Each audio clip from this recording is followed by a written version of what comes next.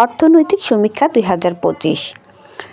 অর্থনৈতিক সমীক্ষা 2025 অনুযায়ী মাথাপিছু জাতীয় আয় 2820 মার্কিন ডলার, মাথাপিছু জিডিপি 2671 মার্কিন ডলার, চলতি মূল্যে জিডিপি 55,42,753 কোটি টাকা, স্থির মূল্যে জিডিপি 34,79,001 কোটি টাকা।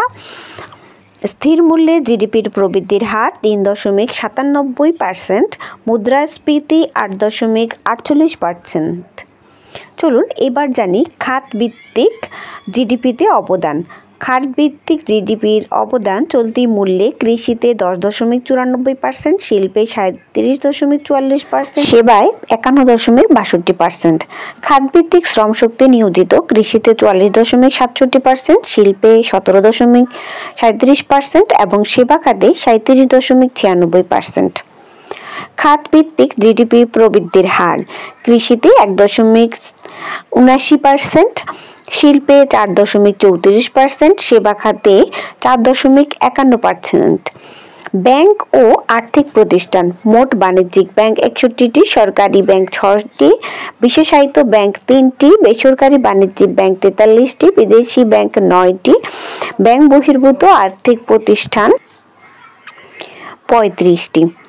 জনসংখ্যা 172.28 মিলিয়ন, জনসংখ্যার ঘনত্ব 1171 জন।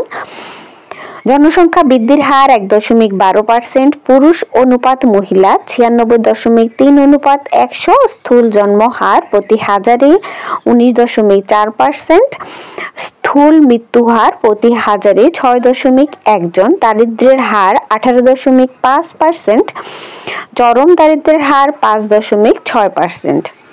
সাক্ষরতা 7 বছর প্লাস।